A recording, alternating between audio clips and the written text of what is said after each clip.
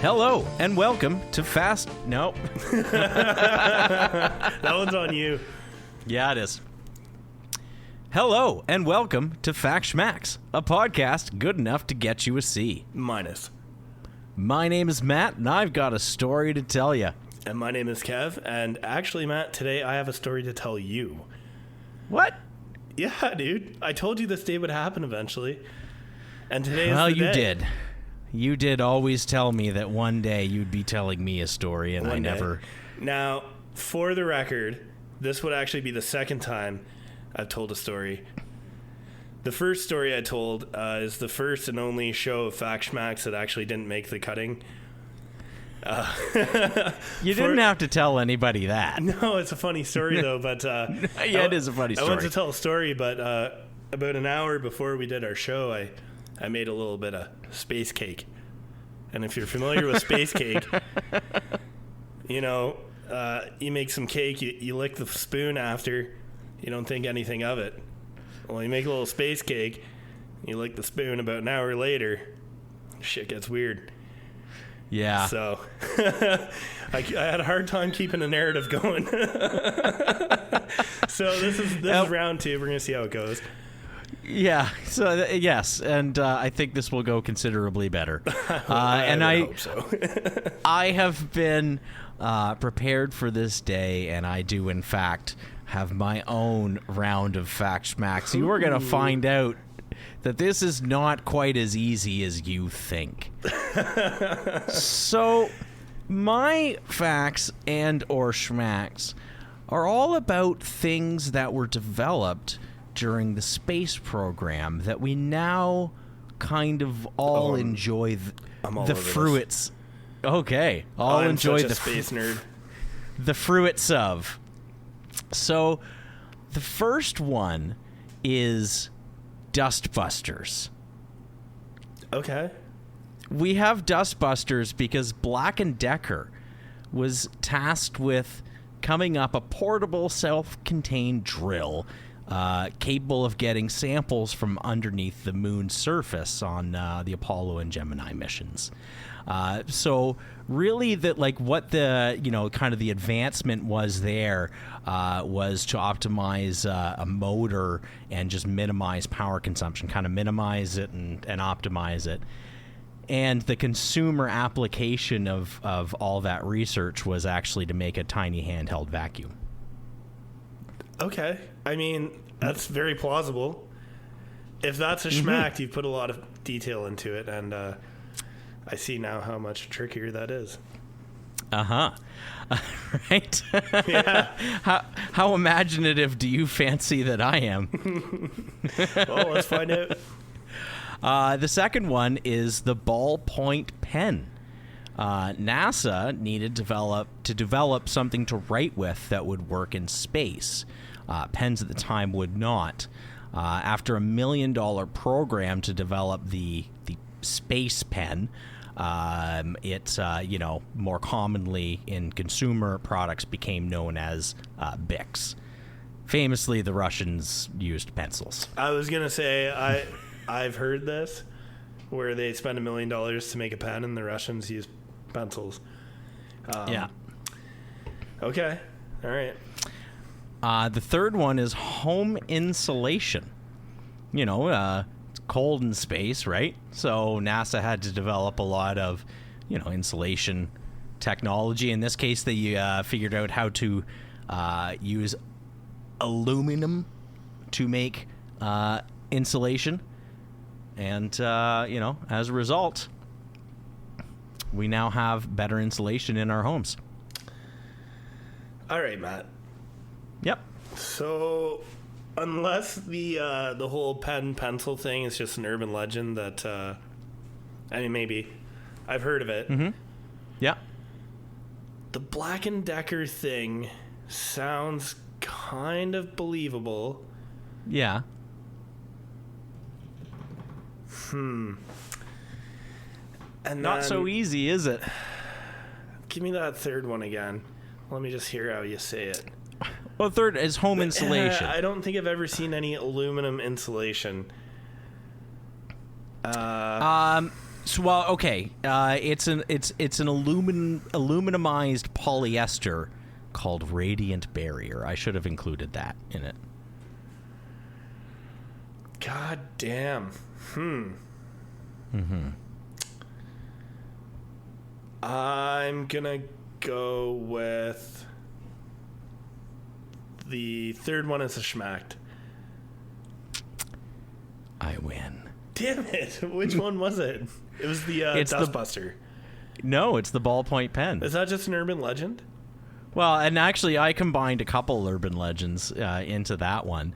So the whole thing about NASA needing to develop a pen that would work in space, that is true to an extent. They originally used pencils in space, just like the Russians originally used pencils in space.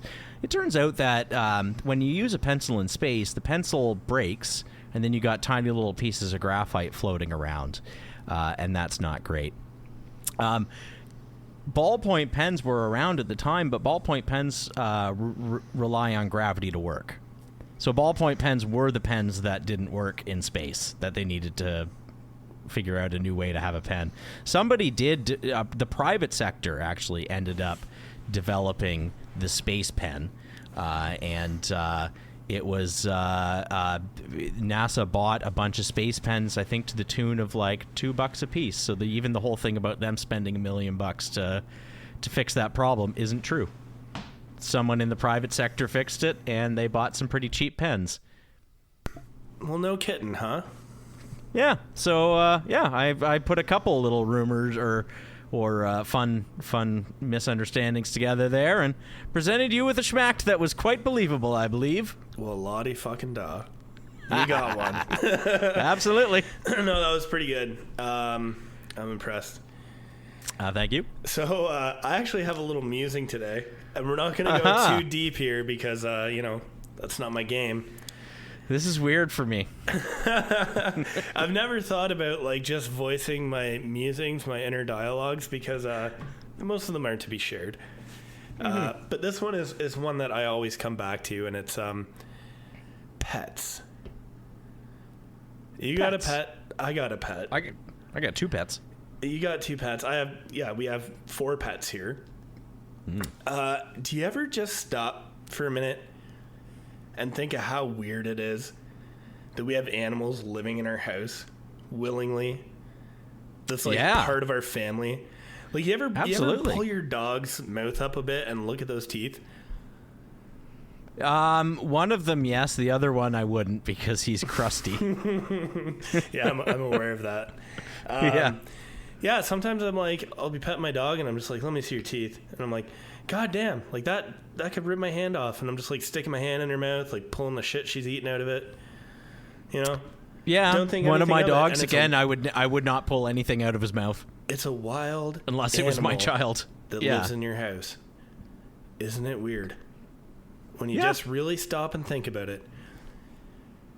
I mean, we've been more aware of it because, I kind of joke about, but one of our dogs is, he probably has anxiety, and he has nipped at he's bit me before. He's nipped at Aaron and my wife there, and he's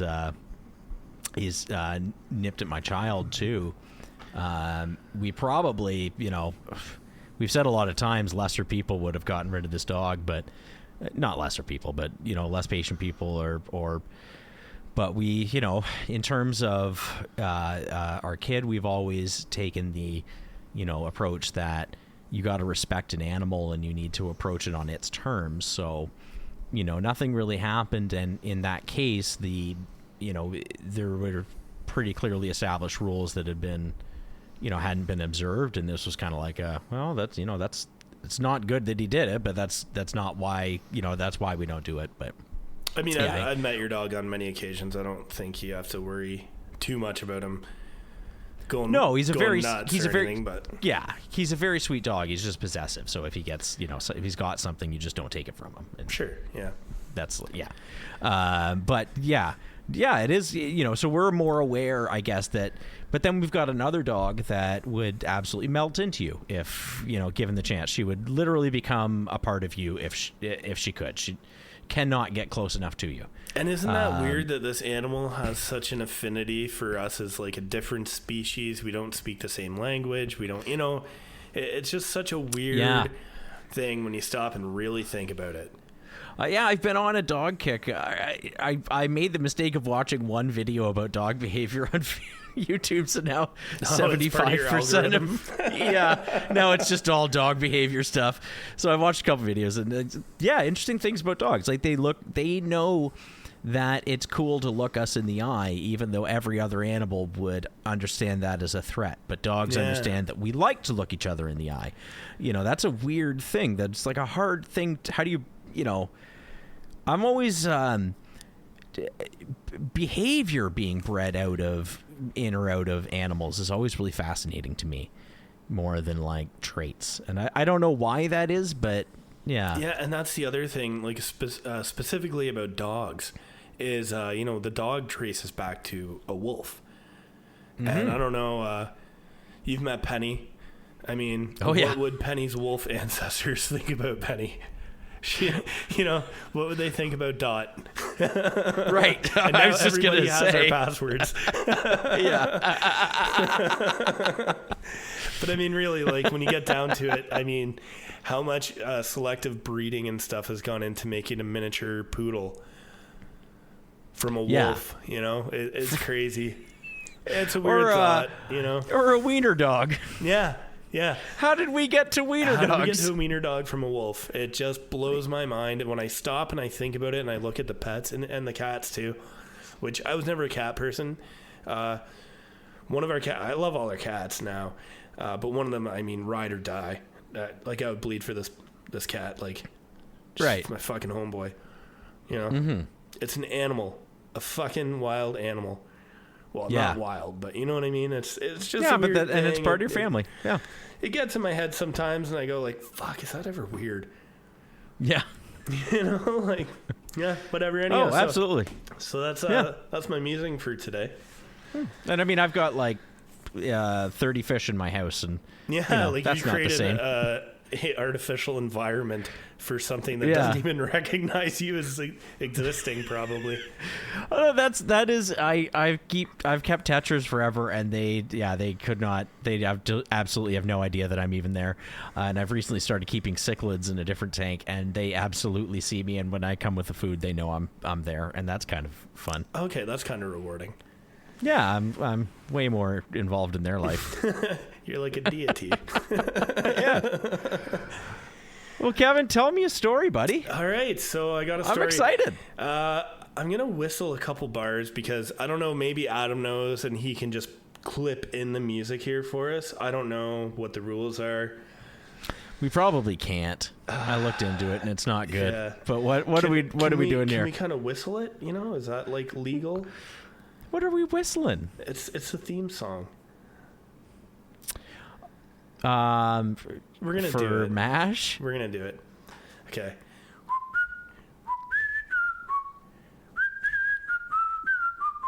Do you recognize that? The funny thing is, we're on Discord, and the noise suppression just is completely eliminated it, so I didn't hear any of it at all. Wow. But was it Suicide is Painless from MASH? It wasn't Suicide is Painless. Maybe we'll just cut this part out. Probably not, because that's always how it goes when I say something dumb. It ends up staying in the mix, so we'll just move on. Yeah, it's a shame that I do the editing, huh? It's a damn shame. Actually, okay, so what I want to talk to you about is it was the premise of a movie from the 60s, a very famous movie. Well, I think it was famous anyhow. It has a very famous scene in it with Steve McQueen. We're talking about The Great Escape today. Oh, okay. And here's the thing. I don't know anything about this. Okay, that's fun. I actually don't, dude. You're gonna wanna do some digging after this. Pun intended. For sure. So anyhow, back in the old WW2, you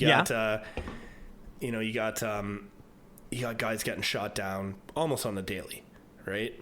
Mm-hmm. So what do you do with them? Well, Germany is part of the Geneva Convention. I think I read somewhere they were actually the first people to sign the Geneva Convention. During World War II? well, the Geneva Convention came, I don't know. We'll look that up. But it came well before, I think it was before World War One, or it was after World War One. Because they really didn't treat the places they occupied really well. And that's the thing, because, there's a difference between Germany and Nazi Germany. Sure. So, anyhow. Yeah. When it came to... Oh, yeah, absolutely there is. Sorry. Yeah. When it came to British and American prisoners, most of them were treated relatively well, especially considering, how the rest of people were treated in German prisoner camps, specifically the Russians. And then, of course, we know, like, the Holocaust and all that. But not to glaze over that, but to go on with the story. So we have all these Allied airmen who are getting shot down on the daily. You got to do something with them. So you put them in camps. And what do you think? For sure. Maybe you concentrate them together in some sort of camp, or careful.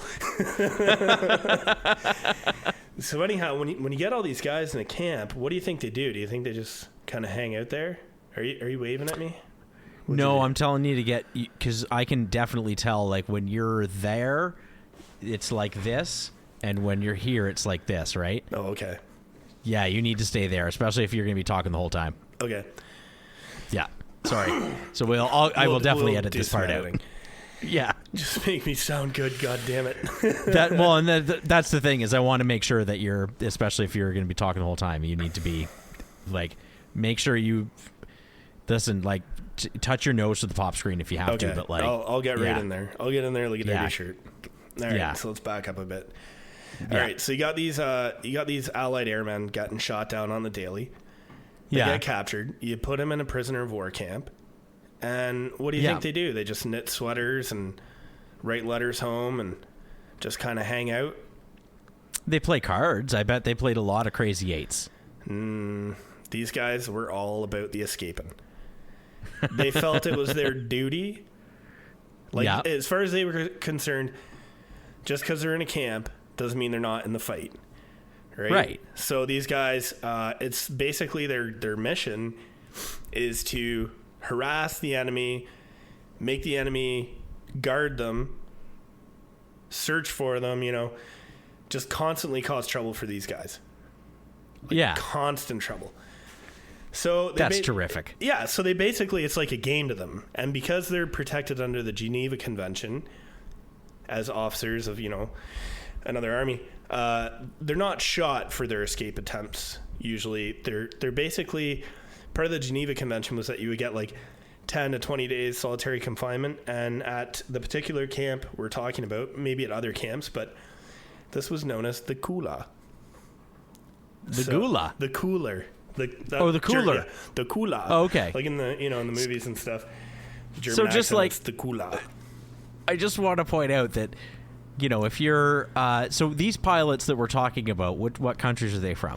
So the pilots in this particular camp are British, Norwegian, there's Canadians, there are Americans, a lot of Commonwealth, there's Polish, there's a bunch of different nationalities, predominantly British and British Empire. Mm-hmm. Any pilots. Russians? There are no Russian pilots that I know of. You know what's funny? They would use the Russians, actually, funny you mention it, they used the Russians to build the camp and knock the trees down in the area that they built. Like as axes, they used the Russians? No. Yeah, I'm making a joke at the horrible thing. Horrible treatment of Russians by Germans. Yeah. I mean, there's a reason that Russia went into Germany the way they did. It's the reason that it's the way that Germany went into Russia. But yeah, there was a there was a difference in the way that Germans treated Russians and Germans treated allies in terms of the Geneva Convention. And specifically the way airmen were treated in Nazi Germany, because the British and whatever any kind of Air Force personnel from the enemy that were captured in Germany fell under the control of the Luftwaffe. specifically under Hermann Goering, who himself was a World War I fighter ace. Mm-hmm. So he kind of had this this old-fashioned kind of, we're just men doing a thing in the sky, and now that it's like, he kind of treated them better. He gave them a little bit more dignity, a little better treatment in the camps than say maybe like a soldier or a sailor would have got. Sure. He kind of had an affinity for fellow aviators in the old World War I sense of, you didn't shoot a guy on a parachute kind of thing. So anyhow, so they got treated pretty good, but these guys, all they wanted to do was get out. I mean, some of them been in there from like, the first days of the war. Mm-hmm. So these guys are getting a little wire happy. They're always making escapes, and they're just kind of having a good time with it, more or less. So eventually, at some point, a lot of the escapes kind of get really tiresome because it ties up a lot of personnel. They decide, we're going to build a camp, basically like Alcatraz, on land, of course, but we're going to build a camp these guys ain't escaping from. So they pick this camp, and it's near Sagen, Germany, which is now Zagen, Poland. They find this area. It's really sandy. They build this camp, and they take like they pick this because it's sandy, and it's also hundreds of miles from like any kind of friendly country or whatever, right? So they think, well, once you get out, you're in our territory. You're not going to make it out, right? They put all the huts up on stilts, so they're above the ground, so you can't dig under them. Okay. They also put the wire, like the fence, is so far away from these huts that just to get underneath the wire, you'd have to dig 75 feet underground in sand, which is going to collapse on you. They're pretty sure this place is kind of escape proof, and they take all their bad eggs, put them in this camp. Okay. I think it's probably a mistake to put all your bad eggs in one spot. Oh, it absolutely is. You don't put all of your eggs in one basket, but you particularly don't put all of your bad eggs in one basket. Yeah, this ends up being a particularly bad move on behalf of Germany. So they put all their eggs in the basket. The first day these guys get there, there's and this I read this. So there's the movie, which is actually follows really close to true life. Some of the characters are kind of composite characters, and certain situations are obviously dramatized for a movie. I also read the book by Paul Brickhill, The Great Escape, which he was actually there, and gives a very detailed account of everything. But the first day they get there, they've got these Russians who are still kind of clearing trees around the compound. Yeah. And, guys are jumping into carts full of brush, and they're, they're trying to blend in with the Russians. And it's like the minute these guys get in there, before they even claim a bunk, they're checking it out. How do we get out of here? Where do we, they're poking. How are we going to escape? They're probing, yeah. So they're kind of, hanging around the camp, and there's one guy in particular missing. Now, when they were in these camps, they still maintained like a military structure. So they had what was called the SBO, senior British officer, and he would be like the prisoner commandant of the camp. So this was a guy by the most senior prisoner. The most senior prisoner would be is this guy, and they called him I forget what his exact rank was, but they called him Wings. Oh, his name was Macy. And they would call him Wings Macy. That was he was very high up. So he's kind of... That's who the sitcom Wings was based off him. I don't think so. No, it wasn't. Is this what it's like? Yeah. Oh, man. Sorry, where were you? I repent. So anyhow, when they're in these camps, they have like organizations. So they have... the senior British officer is this guy named Wings Macy, and he's kind of the commandant of the prisoners. And he kind of liaises with the commandant of the camp, who's a fella named, I got to look at this one, Frederick Wilhelm von Lindener Wildau. So we're gonna call Isn't him that your Freddy. next door neighbor? No. we're gonna call him Commandant Freddy for now, just to make life easy on me. Okay. So anyhow, so he kind of liaises with this guy, and the guy kind of says, you know, enjoy your time here. Don't make any escape attempts. Like, it's pointless. We have a theater here for you. You can put on plays, build a garden. They got Red Cross shipments. They can write home. You know, they give them like Giving them a theater, but not entertainers, is a little bit presumptuous, I feel. Well, that's the It's thing. like it's a make work project. Exactly. You know, make a play. I suppose. Make a play Yeah. and direct a play and have Well, people I'll tell be you actors. what, they made a play at Freedom. But not right away. Well, mostly right away. Oh, that rhymed. But there's another guy who's missing because it's not just the military structure that exists in these camps. There's an organization, and it's got a badass name. Oh, I can't wait. Well, it's called the X Organization. Whoa. Yeah, isn't that dangerous sounding? Yeah, that is very dangerous. So The there's X-Org. there's a fella who kind of heads up the X Organization. They call him, you ready for this? Big Yep. X.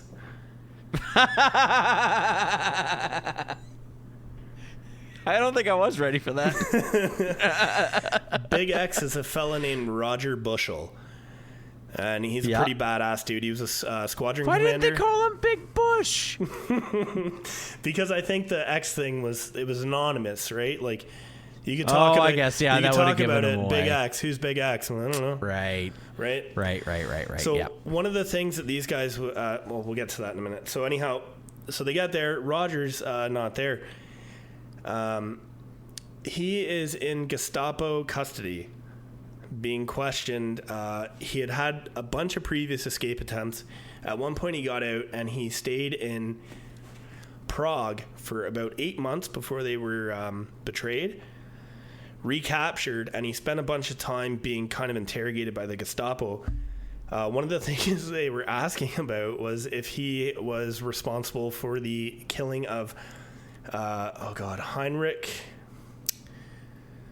The hell's his name now? Heinrich. Did I take this? Maneuver? No.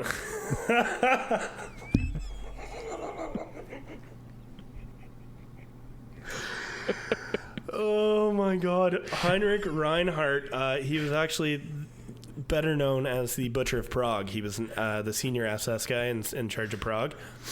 Okay. I'm sure you've seen. There's a movie where Way less fun guy. Yeah, way less fun. And it's Heimlich, but... Yeah, we know. But anyhow, there was a famous assassination where a bunch of resistance fighters basically, I think they threw a grenade in his car. Oh. There was a movie about it a couple of years back. It's pretty good. But anyhow, the Gestapo wants to find anything they can on these guys because if you know anything about the Gestapo, they love the shooty. They want to just find out that these guys are spies, that they were out doing espionage, whatever, so they can shoot them. Yeah. Well, and that's the thing about, about those sorts of regimes is they remove your ability to protest the regime because they just shoot you and get rid of you. Exactly. You're not even a martyr. You disappear. Mm-hmm. Yeah. So anyhow, Rogers, he's in custody, they're eventually, because he's an airman, and Goering's got a lot of sway, he basically, we got to give him back. But you best be advised, if we pick you up again outside of a camp, that's the end of you. Kaput, Yeah. They kind of tell him, next escape attempt's can be your last if we catch you. Yeah. Which, they're not really supposed to do, but anyhow, it's Nazi Germany. They kind of made up their own rules. You know how it goes. So did they break the Geneva Convention at some point? Once or twice, there was a couple of things where they might have slipped up. I know, it's terrible, right? Yeah. Anyhow, so old Raj gets sent back, and so the name of this camp, just if I didn't mention it, is Stalag Luft 3. Of course. Which is kind of a badass name. So he gets sent back to Stalag Luft 3. And as soon as he gets there, he calls a meeting. And he gets the X organization together, which this Macy... Of course. The Wings Macy, the guy kind of ahead of in charge of all the prisoners, he's aware of the X organization, but he's not really involved. Would it be it would be an interesting situation if Wings Macy had to join the X organization, but he was a lower rank in the X organization, but he was a higher rank in the military. Yeah, well, basically there? That was kind of how it was. Like, the X organization did their own thing, and it was he was aware of it, but they would kind of say, like, this is when we're going.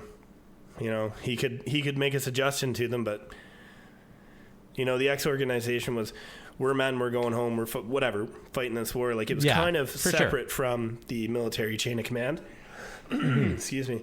So anyhow, even though the military chain of command was like ostensibly sort of observed, it was observed. And I mean, like, they would have like a morning parade, which they would call a Pell, where they would all gather, do roll call. They'd have a couple of these throughout the day, and then a couple surprise ones.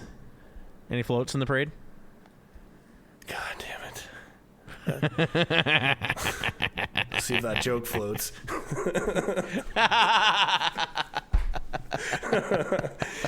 So anyhow, he calls a meeting. And in this meeting, he says, not only are we going to escape, but we're going to give them the biggest fuck-off escape they've ever seen. We're going to get 200 guys out. And how the hell are we going to do this? We're going to almost call that a great escape. 3 tunnels. Not one tunnel. 3 tunnels. 3 tunnels. Now, so you got to get down 75 feet. Is that how tall the things were? Or 25 how big do you feet? think they have these things? The huts. Yeah, they're only how like tall 2-3 feet off the ground. Oh, sorry. I thought you said they were like really suspended. No, they're elevated so you can't dig, right? You know, you can't have a tunnel going through the dirt under your hut, right? Because it's elevated, and they would have so the Germans, they would call them either goons or ferrets, and the ferrets would search all over for escape plans. They'd have microphones buried to listen. Pretty elaborate stuff that they'd use to keep these guys from escaping, right? Are these like real ferrets? Sure. Okay. No, they're just Germans specifically there, kind of looking for holes, looking for all kinds of stuff, right? Right, they're gonna ferret it out. Yeah. So anyhow, the people need to know. Listen, you want me to get to this next part of the story? Okay. You're gonna love this. So they got 3 tunnels. 3 tunnels, and you know, you're hanging out in the camp, and you can't say, "Hey, how's that tunnel going?" Can ya? What if that German's over there listening? So what do you think you do? You got to give it a code word? Sure. Yeah. It'd be good. That could be good. They gave these holes some code words. You ready for their names? I have never been more ready for anything in my life. We got Tom, Dick, and Harry. And Harry. Yes. Yeah. And I think they said it in that order because Harry, Dick, Tom just seemed really weird to everybody. Well, and ever since, I guess that's been a thing. Every Tom, Dick, and Harry. Yeah. So, is that where that comes from? To every Tom, Dick, and Harry? I don't know. Or did they name that after that phrase? I don't know. I didn't. It would be a good thing to research, isn't it? Yeah, well, it's really easy to point out. Really easy to point out things you maybe should have researched. Is this like penance? It's not necessarily penance. It's it's walking a mile in the other person's shoes. You know, and hey, as the great Jack Handy once said, before you insult somebody, you should walk a mile in their shoes, because then you'll be a mile away and you've got their shoes. God damn it. So, sorry. Anyhow, continue. They decide they're going to dig 3 tunnels, Tom, Dick, and Harry. Uh-huh. So, how do you think you dig a tunnel? How's Tom? What's that? How's Tom? How's Dick? How's Harry? So yeah. You know, like, these things are elevated. Where do you start the hole? near the post, I would think. In the post. How big was the post? So they're pillars. So imagine like a, say, 2-3 foot, say a 3 foot by 3 foot pillar. I don't know the exact dimensions, but you have a pillar, every couple feet, corners, probably in the center. Yeah. So they basically they okay. So I was picturing like lumber huts. They're lumber huts, but they're on like stone. They were on like kind of cement pillars, or concrete pads or pillars. Yeah. Okay. So they were big enough to dig right through. Yeah. So they had to basically bust through them. Had I known that was an answer, I would have picked that.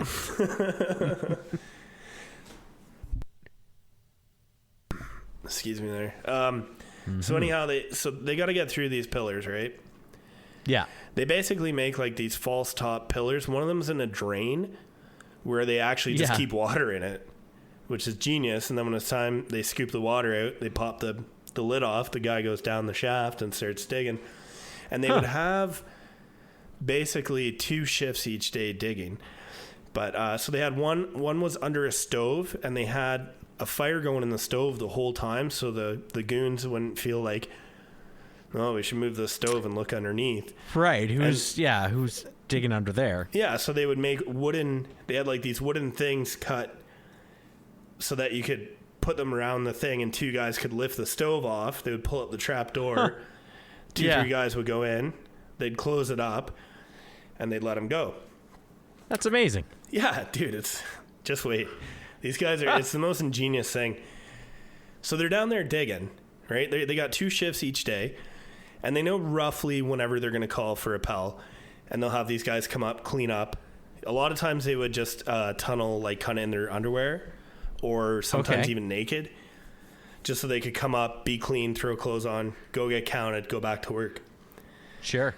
And they wouldn't run at night because sometimes they would have like snap kind of things. Inspections.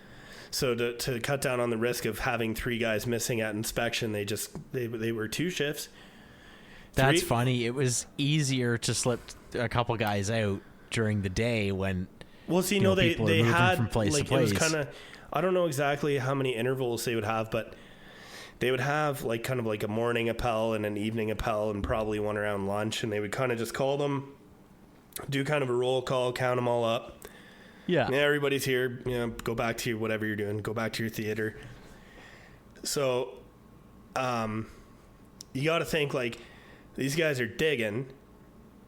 Like when you're going through the cement pad, that makes a lot of noise. Right? Yeah, either you're hammering or you're I don't know. Maybe you could scratch your way through. Probably not scrape, but even that would make noise. They had about 600 people in this camp employed in this X organization in various roles. One of the kind of bottom roles where you might not even how many people are in this camp? I don't know exactly. Well, I guess they're trying to free 200 people, so... Yeah. So there's a lot of people there, I guess. That's a good question that I didn't think to look up. I had a bunch of notes, and then I was like, you know what? It's just too much. It's too much. I'm just gonna go by what I know. Yeah, we'll see what happens. Yeah, I mean, it's fact schmacks. I don't need a lot of notes. So anyhow, you got all these guys digging. They're making a bunch of noise. How do you make sure you don't get caught? Well, you've got these guys at the bottom rung of the X organization, and they are stooges, they call them. So we would have been stooges. So we would have been... Absolutely. We still are stooges. Yeah. So somebody would just basically say, okay, Matt, your job today is to go hang out on the corner of that building, and if you see a goon walk in, pick your nose. So you pick your nose, and then the guy tells me, he's like, you watch him. If he picks his nose, you tug your ear. Right. And then the guy inside's watching. Buddy tugs his ear, close it up, get out of the hole, whatever, we're done. Goon comes in, does his thing. And they had these guys all over, and they had the signals just so good to the point where they knew like who was coming in, when they were recording these guys. Like these guys made jobs. Yeah. Out of all this stuff. I wonder. I wonder if anybody just had an inconvenient booger that caused a chain reaction. Probably. I'm sure they had a signal to be like, all right, if I got to pick my nose for real.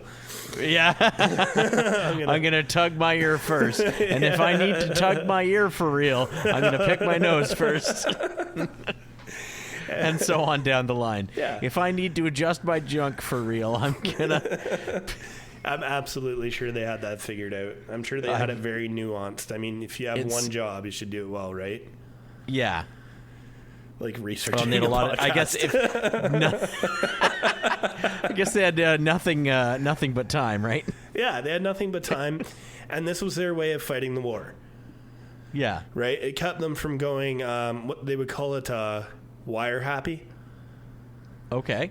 Where at certain points, guys would get so crazy they would just run at the wire and try to jump it, and obviously be machine guns. So they had, that's the other thing. So they had a warning wire, say 10, 20 feet from the actual fence. On the other side of that warning wire, you're dead meat. Right? So yeah, they had guard towers. I mean, picture a prison camp. That's what it looked like, like guard towers, barbed wire fence, sentries, patrols, dogs, everything, right? Yeah. So anyhow, god damn, this is actually a lot harder than I thought it would be. So you got these stooges, okay? You got a bunch of stooges. The other thing that they would do is they would have like a choir. So they would get a bunch of guys to be in a choir, and those guys might have just thought they were in a choir. And then, okay, we're going to meet at this bunk at this time, and we're going to sing.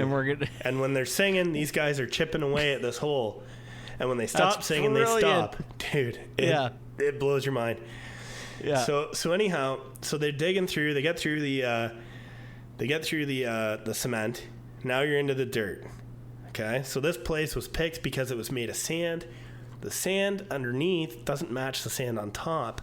What do you think you're going to do with all that sand? Oh, you got the wrong sand. You got different colored sand. What the fuck do you do? You can't hide it under the huts because they measure how high the huts are. Right. Do they have any oh, fuck, that's a great question. Yeah, well, they figured it out. So one of the things that they got in abundance of from the Red Cross was basically like thermal underwear and stuff, like long johns kind of. So they would cut the sleeves off these things. They'd tie them up at the bottom with a pin. And a guy, they would call them penguins. A guy would go in. He'd wear these like with a string around his neck and put them in his trousers. He'd fill them up with sand. He'd walk out into the compound, walk around, like they had gardens, so they would garden and stuff. He'd walk up to the fellow garden, how's it going today? And he'd pull the pin on these things, and the sand would just go out at his feet. And he'd kind of kick it around as he's standing there talking. And then he walks away. And another penguin comes around. Maybe they go for a walk around the compound. They're each kind of kicking it out. Sort of like Andy Dufresne did in exactly. Shawshank Redemption. I think that's where the inspiration came from. I have to imagine. Yeah. So you got all the sand. Now you get down there. They go about 30 feet deep before they even think to start going out to the wire. Yeah. In 3 tunnels. So you can imagine this is a big production. And a lot of sand. A lot of sand. But they're doing okay with that. One of the problems they start to run into is the guys are getting buried because sand collapses. Yeah. Right? So what the hell do? You got to shore it up. Well, if you had a sinkhole, you might notice that something's going on. Yeah. So you're down 30 feet. Yeah. You start going out. You're getting rid of the dirt. Okay, that's great. But all of a sudden, you're getting cave-ins. Well, you got to shore it up. So what are you going to use? Well, what do you use? What do you use? You got a whole camp at your disposal. They start ripping the camp apart piece by piece. In an audit after the escape, the investigation did an audit, and when they did an inventory of the camp, I'm going to read a bit of this. There's a lot. This is just some highlights. They found 4,000 bedboards missing, 90 complete double bunks missing, 635 mattresses missing. Hang on. I'm going to stop you right there. Where are the dudes who are sleeping who were supposed to be in those beds? They would make beds out of string, like almost like a hammock. Yeah. And you just the guards sleep. wouldn't notice? They didn't search that deep. And then they kind of figured eventually stuff would wear and tear and get destroyed and stuff, right? Yeah. They were pulling, what was it, like, where was I there? Doesn't matter. They had like full-size tables for like 20 men, a bunch of them gone. Thousands of forks and knives and spoons gone. Like, these guys consumed the shit out of this. So you're down there, you're digging away, okay? You got everything shored up. God damn it, it's dark. What are you gonna do? I just hang on. Before we move on. Okay. I just love the idea that you're taking so much care to not be found while you're digging this tunnel, but at the same time you're just absolutely shamelessly plundering. Pillaging. Yeah. Well, that was the other thing too, is like part of the thing, like these guys, these guys up top didn't just act like model prisoners. I mean, they were giving the guys a run for their money. Yeah. Now, one of the things, like when we talk about up top at this time, you've got your stooges kind of on the lookout. Another thing that they have going is they have German-speaking pilots who were there who are befriending a lot of these Germans because, it's the same guys every day. So you eventually kind of make friends with them, right? Absolutely. And there was a bit of a respect thing. You want to get along with people you work with, even if... I would hope anyways. And they would slowly ply these guys for information because the prisoners would get Red Cross things, and the Germans, trying to be decent to the Allied pilots, would let the Red Cross stuff in. So they would get chocolate and coffee and all these things that the Germans couldn't get. And they slowly kind of started, well, Fritz, why don't you come on into my room and have a coffee? Coffee? Sure. Yeah, coffee. When you want a chocolate, here's a chocolate. You like American smokes? Here, have an American... They'd make friends with them, right? There's there's times in my life where you couldn't waterboard me to get me to do something, but maybe you could ply me with a coffee. Absolutely. Yeah. So anyhow, they're under... back to the tunnel, right? So they're underground. They're digging. It's dark as fuck down there. They start making lamps out of basically fat. Fat lamps. They're burning fat. Yeah. Eventually... You know what? Hey, fun thing. Fat lamps. That was my nickname in high school. I'm just kidding. I was really skinny in high school. I'm really fat now. I remember you in high school. Vaguely. Anyhow, so they're burning fat lamps. They got some light down there, right? Eventually, some German contractors come in to do some electrical work. And these guys, I mean, they'll go up and talk to the German guy. Oh, what are you doing, Fritz? Like, you putting some lights in over here? Can you show me? Meanwhile, their buddies over there stealing their tools, stealing their pliers, they ended up stealing a roll of cable. So they take a roll of cable, and they now, I'm getting a little ahead of myself. They end up using it to light one of the tunnels. But we'll get to that. Anyhow, so, they're up there, they're thieving, they're doing all this stuff, right? They're having a great time. So you figure 3 tunnels, takes a lot of time. Eventually one of these tunnels gets found out. Right? Yeah. Big bummer. They shut everything down. While they're shut down, though, they're not done. They're not out. They start, Roger starts auditioning or he's playing a part in one of the plays. He's a model citizen. His escape attempts are up. Yeah. In the meantime, they're thinking about, well, what do you do on the other side of the wire?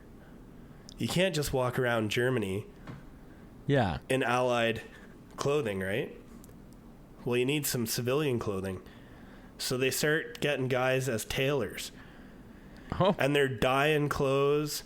They're bleaching clothes. They're using food stuff to make dyes, boot polish. They're shaving down wool blankets and making them nice and smooth and whatnot. And in the meantime, you got another group of guys. So I mentioned that the German-speaking prisoners were making friends with some of the guards. Yeah. Well, they're also plying them for information, and some of the guards would kind of give them something, show them stuff. Eventually, they ended up kind of, well, you left your wallet here. Well, we'll take a look for it. You definitely don't want to report that, do you, Fritz? It's Eastern Front for you if you do. And in the meantime, Okay. they've handed it off to the forger, who's made a perfect copy of this stuff by hand. Yeah. So they got a bunch of artists working. You know, Stu just kind of running interference with the goons, and they got it all figured out. They're making all these passes like spot on. You know, the point where you couldn't even tell the difference. Train tickets, everything. They got guys making maps. They had a guy make a printing press and using like it was some kind of like fruit to print off a bunch of maps. It's insane the shit they did. They started making compasses by putting needles on the speakers, the loudspeakers, and then they would put it in water and they would seal it up. And they even had so far as they would stamp it at the bottom, proudly made in Stalag Luft 3. And you know, like, so a lot of these papers, they needed official stamps. Well, you don't have the official stamp, so this guy's carving out his boot with the stamp that they need. Yeah. They had everything figured out. They got guys making like these basically like cakes of food that were like terrible to eat, but they were full of calories. So every guy would get it. Anyhow, carrying on. So they lost one. They decide we're just going to go right down, just hammer the shit out of Harry. Right? They start throwing dirt down Dick and underneath the theater. Okay. They're sacrificing Dick for Harry, eh? They sure are, because Tom's been caught. Right. So now Tom's compromised. The only building that had an full skirted kind of to the ground was the theater. So they start throwing all this dirt underneath the theater. Yeah. So they dig and they dig and they dig and they dig, and they think they've made it. So the night of the escape comes, right? So we're into March 1944. Like 2 months before D-Day-ish? Yeah. So they're ready to go. And how they picked guys was they had kind of like the serial offenders, the pro escapers, the guys who were kind of high up in the organization, or the tunnelers, like the people who put the most work into it. Yeah. Because they had big X, but then every camp, every hut had like an ex-leader with kind of like a foreman and a sub-foreman, and then his guys. Sure. They're super well organized. So the guys who put the most effort into it, you know, they're kind of drawn for top, as well as anybody who could speak German or French. They'd have more likelihood of surviving. Yeah. So they give these guys the clothing. They give them identity cards. They actually at one point had smuggled in a camera. They convinced a guard to bring them a camera. Yeah. So they have photo ID, right? How did they do that? Dude, you gotta watch the movie's great. Give us a camera. Why? I don't know. I think if I remember Reasons.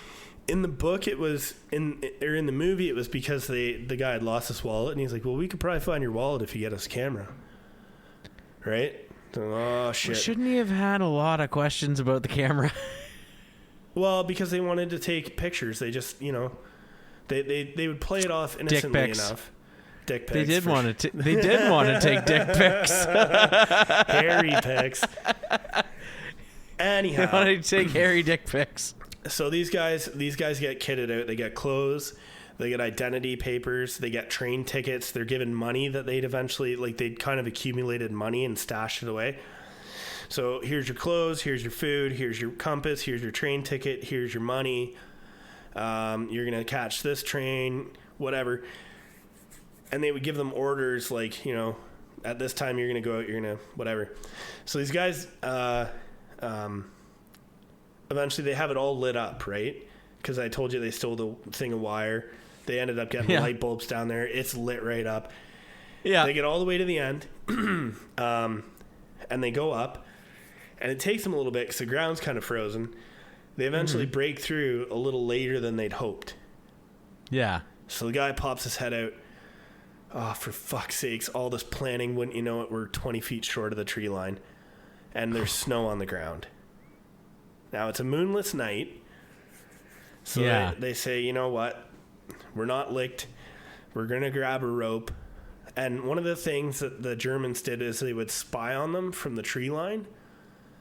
So they wouldn't just go in the camp, and they would actually watch them from outside and see who's going into where and where's the traffic, whatever. So there was this blind that the Germans had made not far from the hole. Well, I'm going to go to that blind. I'm going to take this length of rope, and when it's clear, I'm going to give 2 tugs, and you're going to come out, and then every 10th man would take over, and that guy would go. So the guy gets out.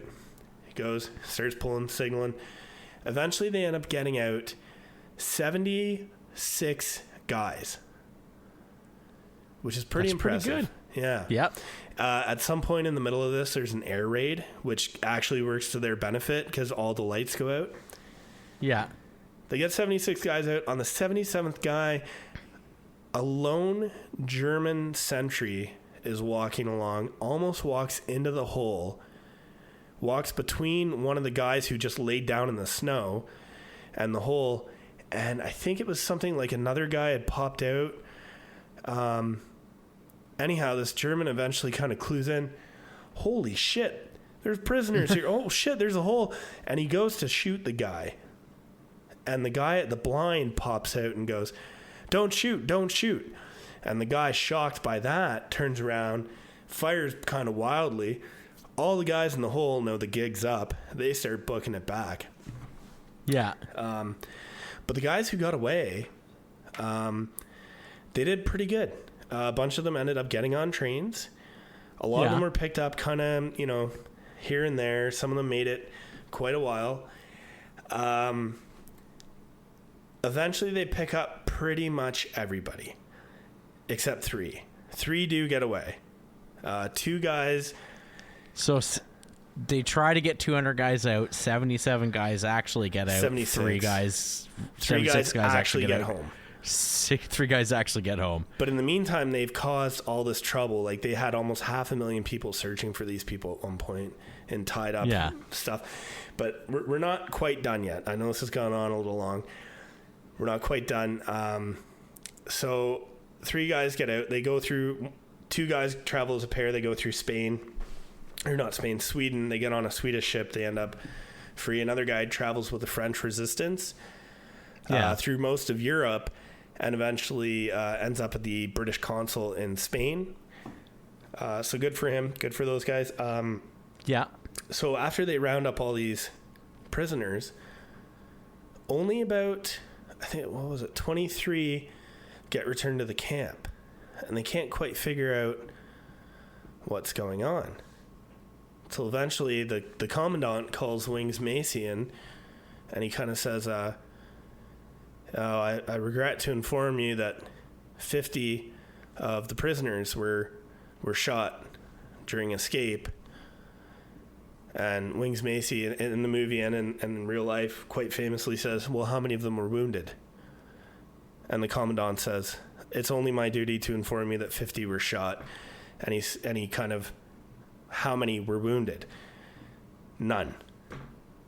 So what happened was they took 50 guys. Basically, because of all the escape attempts, the SS had kind of put some pressure on, and we're going to set an example. And they had this guy named General Neb, kind of pick names, and he ended up, like, there's some reports, he would kind of go through and he really agonized over who was going to go. It's, well, this one's too young and this one's tried to escape too much and this and that. And he eventually came up with a list of 50 names. Those guys were shot unceremoniously and singularly and in pairs and whatnot. Murdered, Roger Bushell being one of them. They were murdered. Ended up, I think they sent their remains back, cremated some of them. So eventually, the camp is liberated by the Soviet army, and they do an investigation into, how were these men killed? Why were they killed? They do they do catch a bunch of the Gestapo officers who were responsible for it, but not all of them, of course. Yeah, the fog of war. But for sure. It's pretty interesting. It was just a really crazy story, and I'm obviously not doing it justice. When you look at what these guys really, really did, it was so industrious, and they would have, actually, one extra thing. So not only were the 50 guys killed, but the when they did the investigation and they went down there and they were like, how the fuck did these guys light a fucking that's the other thing. The tunnel was 30 feet deep and about 300 feet long. Yeah. So it was a serious tunnel. That's a big tunnel. That's a big tunnel. And it was very small. But they had a rail system in it. Mm-hmm. With little rail cars, and they would have little waiting stations called Piccadilly Station and whatnot. But anyhow, when they went down there, they're like, how the hell did these guys light this up? And eventually they find out about these 3 German electricians who had the spool of wire stolen from them, and they shot them for not reporting it. So those were actually 3 extra casualties of the Great Escape that is kind of forgotten in, the movie and stuff. But yeah. I think there's a metaphor for war in that, there's however many hundreds of people working together to build these 3 tunnels that ultimately get 77 people out and ultimately get 3 people freed and 50 people killed. Yeah, and you know what? But at the end of the day, these guys took a lot of pride in it. You couldn't see that 50 people were going to be murdered, because the past would have just been, you round them up, you cut off their Red Cross for a month, you throw a bunch in the cooler, and you call it a day. Well, if they treated them like the Russians, they would have just killed them all and be done with it. They wouldn't have had an escape to begin with. There wouldn't have been a chance. And that's the thing. Some of the German stuff back, obviously it was very, very intense. The martial law kind of stuff that they would do in occupied territories. But for sure, hanging people in public squares and it was kind of populace control, right? Yeah. So that was basically the message to Allied, 50 of your guys died, and it was kind of made out they died while attempting escape again after recapture, or just for resisting arrest. But the reality is a lot of these guys who were murdered were held in Gestapo cells with guys who were ultimately repatriated to the camp. So the guys at the camp are like, this guy had fucking frostbite all over his feet. There's no way he tried to escape. They kind of figured it out, and then it eventually ended up that a bunch of Nazis after the war, Gestapo and whatnot, were actually executed. A couple were given life sentences for this murder. But yeah, it's pretty fascinating. There was another guy that I didn't touch on, is Wings Day. He ended up, he was one of the escapees. He ended up getting sent to Dachau and Sachsenhausen concentration camps, held in death cells, eventually escaped from there. When they were moving them around at the end of the war, they took them out of the camps, and they also did this with the guys at Stalag Luft 3, and there was a lot of talk amongst the men and the prisoners that at some point they're just going to shoot us. And the guys at Stalag Luft 3 had basically plans, and they did training. They basically had they called them commandos, who were the guys who were going to just rush the guards with the guns and probably die, but pave the way for the other guys who would come up behind and get control. Sure. So this the first guys going to Normandy. Yeah, I'm, you're going to go, you're the oldest, you're going to rush him. He's going to be, you know what I mean? However they figured out who was what. Yeah. So this Wings Day guy, he eventually escapes from them. He makes it to Allied lines, and he ends up calling the Allied commander and kind of saying, like, they're going to shoot these prisoners. But actually what happened was one of the German prisoners in captivity with them called one of his contacts in the, not the Waffen, the Wehrmacht, like the kind of just normal army, I think. Wehrmacht, thank you. Yeah. Called a contact in the army and basically sent him to arrest the SS and freed the prisoners. Huh. That was for the Wings Day thing with like kind of the concentration camp prisoners. But the Stalag Luft 3 was liberated, like I said, by the Russians. Big investigation. They found out, killed a bunch of Nazis, and that's basically the story, I guess. Huh. Yeah, it's really fascinating. And like I said, it's one of my favorite movies. It's a famous scene. Steve McQueen plays like an American, and he's on a motorcycle and he like jumps the motorcycle into the barbed wire. Like, I'm sure you've seen that scene recreated. And no? Maybe. Oh, brother, just watch the movie. It's a great old movie. I think you can buy it for $8 on iTunes or rent it for $5. Or maybe it's streaming somewhere. Who knows? I couldn't find it streaming somewhere. I had to buy it. It was like $8. Well, never mind. Yeah, it was sure. Like well, $5 to rent it, $8 to buy it. I'll watch it once a year. Maybe it'd be a great escape from just normal life. Let's make a great escape from this podcast. Anyhow, that's how Kev narrates. It won't happen too often, don't worry. Well, imagine that. Yeah. So, Matt's closing fact here. Yes. Here's the funny thing about Matt's closing fact. Matt realized that he had to do a fact schmax, but Matt didn't really realize he had to do a closing fact. So much as Kevin once did, Wow. Matt's just saying, Matt has no closing fact. And also, There's no as Wilson part Primes. of... No, I got nothing. I was trying to think of something like real fast. Here we go. Matt's closing fact. Every time you shuffle a deck of cards, like sufficiently, not just do a terrible job like with a new deck of cards, but you give it a good couple riffles, you're creating a pattern in those cards that's never, ever, ever, ever, ever been done in any card shuffling before, and will never be done in the future. There are just so many possible...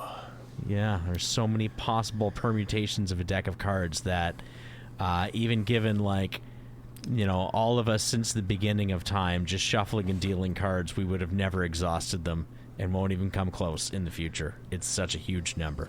Isn't that so crazy? there you go. All right. Yeah. Well, thanks for listening, folks. Bye-bye. Bye-bye.